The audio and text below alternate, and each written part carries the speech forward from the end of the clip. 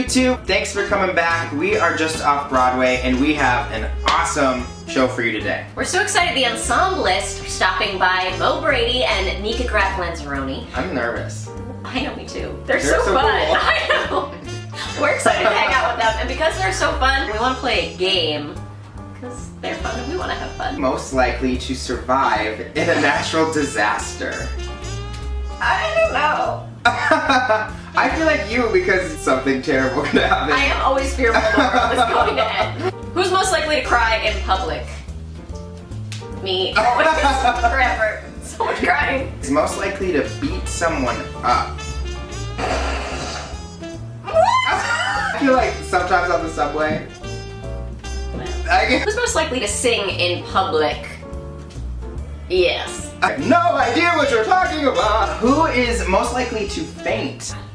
Yeah, that's bad. Who's most likely to stop and talk to a dog? I just love dogs so much. Oh my goodness! Who is the cutest puppy? Who is most likely to get mad at someone for singing off key? No way! Totally you, and you know it. He knows. I just try and sing my own part as best I can. You're the diva over there. Who's most likely to pretend to be a Disney princess? I didn't think about it for a second. Did you? I know. It's a tough one. We could both be princesses. Ariel. Gosh.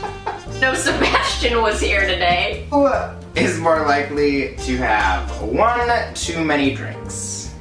You're just having fun. That's what I like to say. Alright guys, so that's the game, and I think it's time for the show. With Nika and Mo.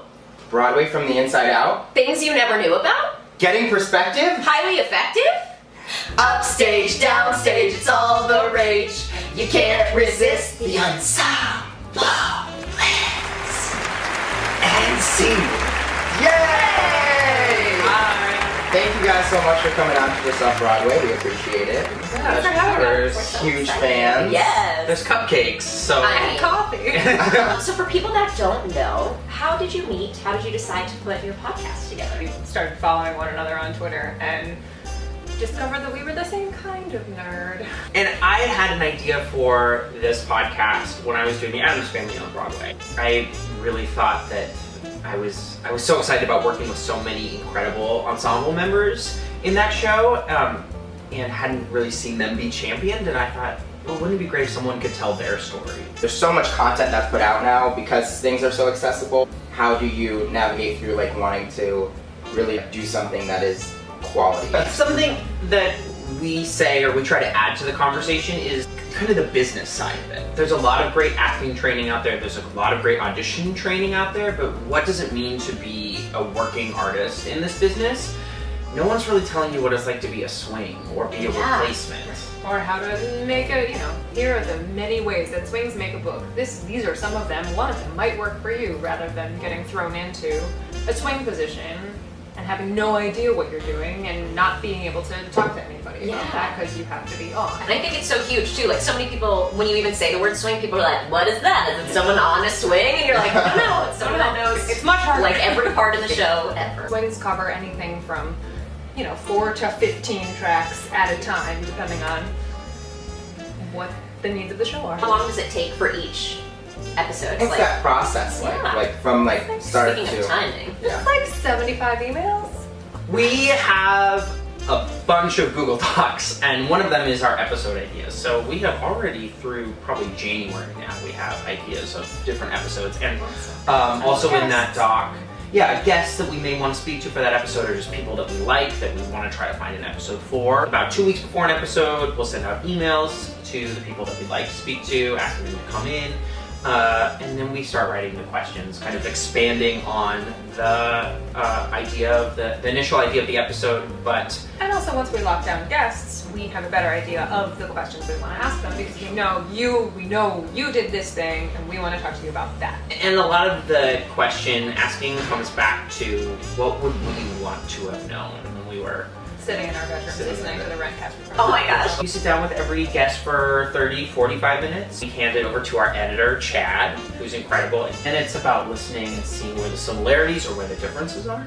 And kind of cutting and splicing in another Google Doc, and then doing the editing work in GarageBand. And now we're starting this new series on off weeks, which is an unedited version of a short conversation with somebody. And sometimes it'll be like a story that's super amazing but didn't quite fit into the episode. Right. But we have it and we want to put it up there. I think what we're really lucky to have found is a distinct point of view, which is really just championing ensemble members. And it is allowing us to speak in a lot of different conversations on a lot of different platforms. Do you remember your first experiences doing ensemble work? Youth theater all the way through school, and it was one of those things where you did like one show a year, and it was the summer show, and I was like, oh my gosh, this is so great. You cry at the party at the end, and there's like 100 kids, and it's this like the thing. But I remember doing Pippin the summer after my senior year, and I was in the ensemble and dancing in Magic to Do and feeling like this is what I love. This is my favorite thing, is to be in a group of people that are moving together, that are creating sound together, and the sound that I make works with the sound that you make, and then we're sharing it, we're telling a story. That was where it all really clicked for me. It's all about kind of creating stories with other people. I think that's where I get off. I love that. So beautiful. I love that. My first ensemble experience, I was in 8th grade and I was in Annie, but I was already like this tall, so it was hilarious. Like just as an orphan, just like the largest orphan. So always grew up singing in groups, and I'm a 3rd generation group singer on top of whatever it is. So like the idea of working together and sharing a story together and being greater than yourself has been something that's been passed down from my grandfather and through my parents, and who were always, you know, huge champions of teamwork. You've partnered with Annoying right. Friends. Yes, we've done a social media contest for the best use of an ensemble. I think that's what it is. Yeah, best use of an ensemble this season. So you can vote. It's also had a lot of names, some of which weren't real. So you can vote for the 4 nominees, and the information is on our website. It is on our website. Who's nominated? Do you remember? The ensembles of Something Rotten, Sideshow, On the Town, and American Paris. Them. Yeah, and there's an individual hashtag for each one, so all you have to do is just tweet using the hashtag, and then Tag us and Annoying Actor Friend in the tweet. oh my god, the worst. You both are married. Yeah. We are. What is that like for you guys with your careers, as you know, as how you're acting and the podcast and all the time that these things take up? Super nice. It's easy? I mean, nothing is easy, but my husband and I were also long distance for 4 years while he was in vet school, and where we discovered that the parallels between veterinary medicine and show business are like far more than you would think. Okay. In that he went to school. There are only a handful of specialized programs in the country and around the world that do what he does. It's a heavily female-dominated profession. There are only like 12 people in his class while he studies to do the thing he wants to do. Everybody knows everybody else. I did a summer program with this person. I did an internship with this person. It just happens to be that like you're saving tiny lives at the end of the day and not like putting on a show. But the great big parallel is that you work when other people have time off, and you have to be in the building to do your job. And those things create a really nice understanding between my husband and I. One of the things I really love about my husband is that he's a creative artist himself. He's a casting director, and has really pushed me creatively. So I think having someone who kind of understands where you're coming from is fantastic, but also having someone who loves you so much, but is pushing you to be better than you currently are. So nice and so encouraging, and I think one thing that we talk about a lot is that people think you can have a relationship or you can have the business. No. And I love that, like, you were the perfect example of you can do both, and that's so inspiring and something that so many people want, you know? So thanks, guys. People like working with people that they like. They like working with kind, multifaceted, interesting people. And that's our job as artists, to just as much to be able to kick our face or, you know, have a 4-octave range, is to be like a decent human being. Yeah, and your relationships and your No, I'm gonna cry. Everyone is crying. I'm dead inside. Yeah.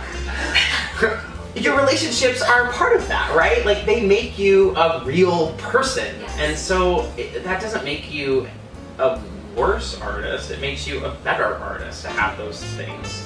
It's Allowing yourself. allowing yourself to be multiple things, to be an artist and a spouse, to be an actor and a podcaster. I love that. I'm gonna stop doing this. It's so I'm annoying. like, I want to start.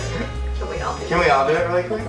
Cuddle. We're gonna throw some questions at you guys. Literally throw them. Literally throw So- them. Who's more likely to pee their pants? More likely to eat snacks in bed. Ooh. Most likely to cry in public. Really? I've been the awkward train crier many times. You and her I both. feel like I have all the feelings. You do have all the feelings. Yeah. Yeah, I have all the feelings. Ask my husband. Most likely to burst into song. All of the times. All of All the times. Who's more likely to stop and talk to an animal? Yay. I don't get that. But that's Yeah, we're the same. Most likely to survive in a natural disaster. Oh, really? You have wilderness skills. No, I don't. I Oh, go on then maybe. hikes. most likely to get mad at someone for singing off key. Thank you so much for being on our show Oh my today. gosh, thank you. Friends, follow them on all platforms. All their information will be below. Listen to them, love them. They're Subscribe to their podcast. Do Subscribe it. here. Thanks, guys. Thank you.